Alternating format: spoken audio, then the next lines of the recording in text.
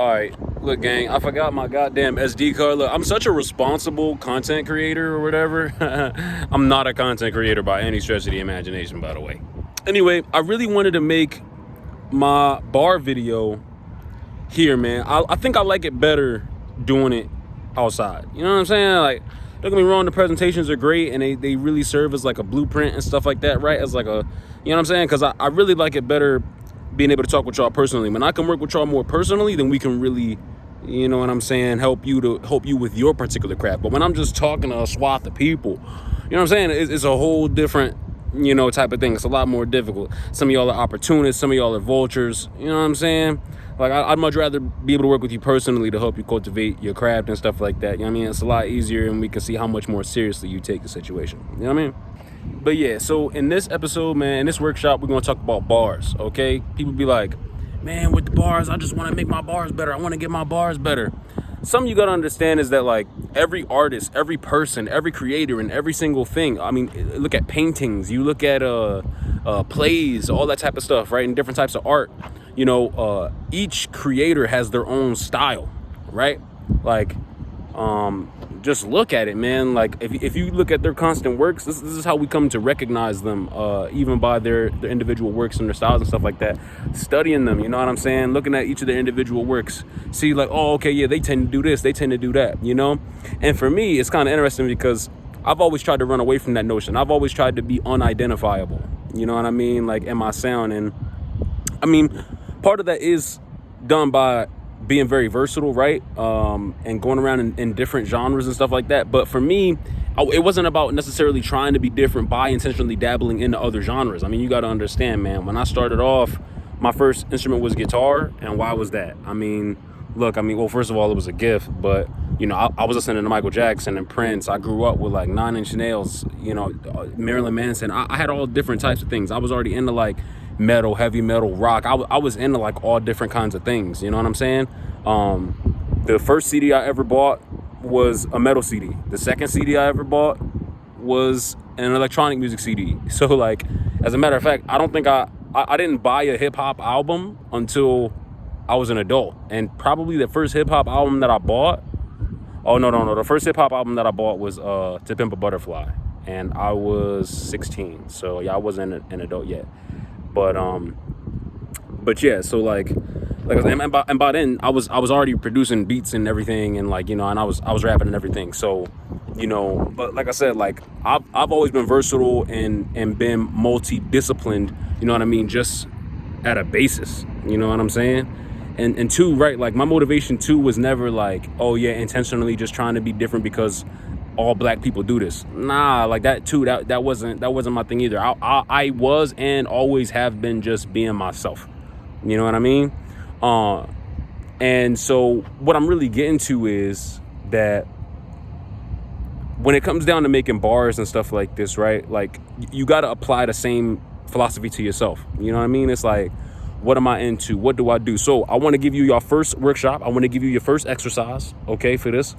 And that's going to be, you know, write down some of your favorite shows, write down some of your favorite movies, write down some of your favorite books and stuff like that, right? Think about some of your favorite books, movies, TV shows, things about that, things that you consume, that you watch, that you like, you know what I'm saying? Or even just like quotes, you know what I'm saying? Like maybe things that your mom told you, your father told you, grandpa, grandmom, whatever. Like, think about things that they've told you, right? Pieces of wisdom. Think about cliches and stuff like that. Just write some of those down, okay? I'm gonna give you like 5-10 minutes to think about it, and I'm gonna get right back with you.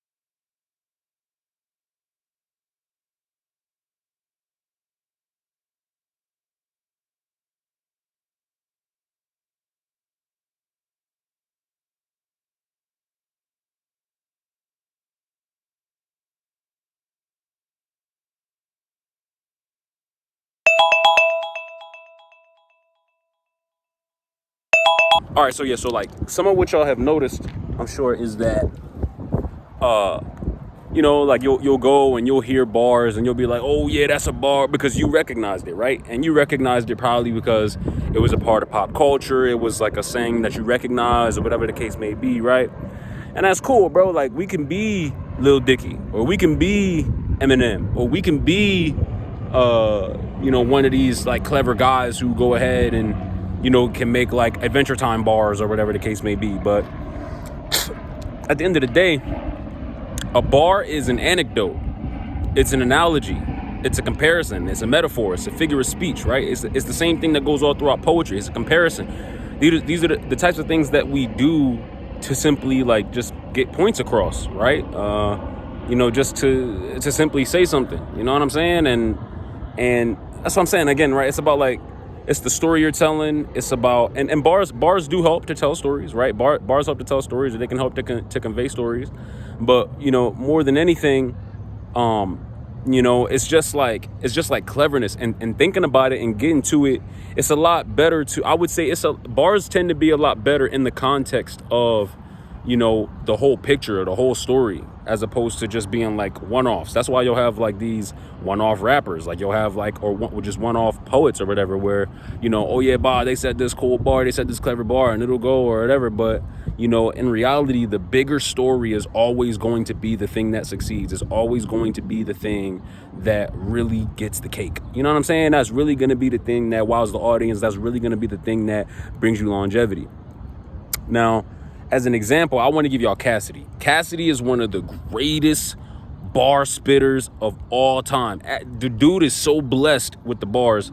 His name is Bars, okay? He has a whole album called Bars. I actually recommend y'all to go ahead and check that out. Just check out Cassidy. And I have further reason to have pride in Cassidy because the homie's from Philly. You know what I'm saying? Philly boy. That's just how, and we've always been the rawest with it.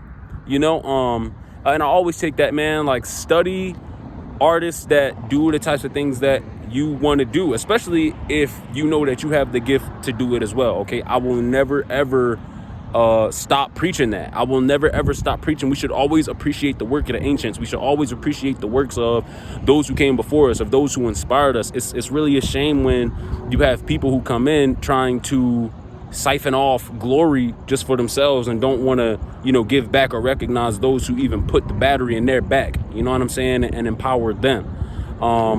But yeah, man, when it comes down to making these bars, man, when it comes down to getting these bars together, this is a cornerstone of rap. It's one of the things that really, help to juice this thing up. You know what I'm saying? You can use pop culture, you can use comedy. Like I said, you can use just cliches. You can use, personal stories, and all of that type of stuff.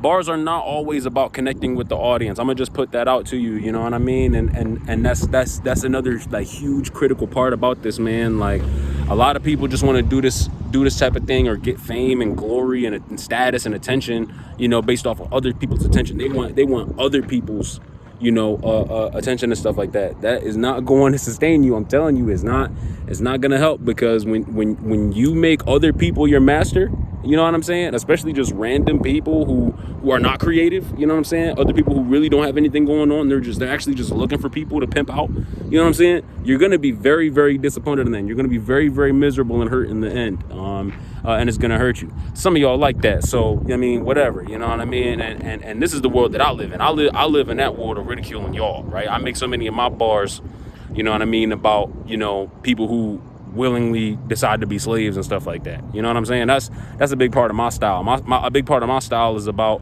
again, I'm giving you the opportunity to flex your autonomy, but if you'd rather be a zombie, it's fine. It ain't odd to be. They let you think you own something. It's all fake like Monopoly. They don't take nothing serious, then that's what's up with the quality. There's duality in a lot of things, but a single truth. There's still plenty space for the lofty things we pursued since youth. Sometimes it gets wobbly, like you're finna lose a tooth trying to fit into a stupid group.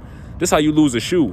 Prince of the ministers, magistrate, I can tell you what it is, and I can also elaborate. I'm the teacher. People been trying to change my game all the way from the bleachers, but you should know by now that just makes the cycle reoccur. I've already seen this. That's the reason why this fee's incurred, making white people see that the sight of a free nigger, dodging my vanity, sipping wine in a canopy, pondering randomly on what God could have planned for me. Trauma, calamity, conquer my hollow amities, counting my fans as they get acquainted and dance for me. No, get off the mic. Let us do our step, our two, and step to us. It'll get reckless. Bars all around that, all up in that. You know what I'm saying? And just enjoy that. Hey, look. So this is gonna give us another exercise, right? So for your next exercise, take those movies and TV shows, right? Think about some of your favorite episodes or moments and stuff like that, right? Or even if you like, go ahead. You could even look up like funniest moments from Adventure Time or SpongeBob or whatever, right? And then think about like making bars or like make a comparison, make a little story, right? That rhymes. You know what I'm saying? Make you a couple little lines and stuff like that, correlating. Like, I say, I'm making potato salad like SpongeBob on the beach. You know what I mean? You remember the episode, SpongeBob? You know, he's doing karate with Sandy on the beach and everything, and he lands in the dude's potato salad, and his feet go down, and he starts wiggling his feet, and he's like, you know, it took me 3 days to make that potato salad. 3 days, you know what I'm saying? Like, bro, like, bro, it's bars every day. It's bars in so many different ways, and bars and stuff like that. You can even make a bar out of this. But anyway, yeah, so I'm gonna give you a good 10 minutes, okay, for you to go ahead through and create bars on from some of your favorite TV shows. Just make little lines, like one-liners, fuck it, even two-liners or whatever. Try to make them rhyme. Definitely try to make them rhyme. Actually, because you got to make them rhyme and stuff like that, and you got to do some research, I'm gonna give you 20 minutes. I'm gonna give you 20 minutes to go ahead and think about it, write you some stories, put your mind in the right place. Let's get your bars going, okay?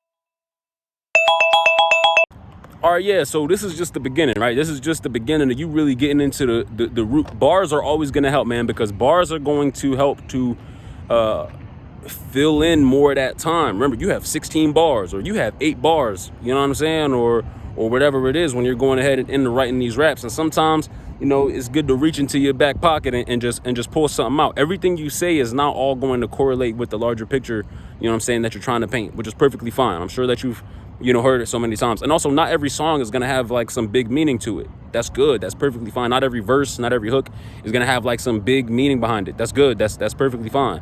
But look, bro, at the end of the day, when you do develop this ability to draw comparisons, you know what I'm saying, and to develop your writing prowess and stuff like this, man, it'll really just help you. And y'all know, like, it's the same thing when you're in your social cues, right? You could tell random jokes and all of that. You could pull random, you know, little facts out and all of that type of stuff. It's a beautiful thing. It's a very lovely thing. So hey man, enjoy designing y'all bars. I'll see y'all in the next workshop. Those are theirs, let them hear. Y'all stay blessed, man. Making y'all bars together, all right?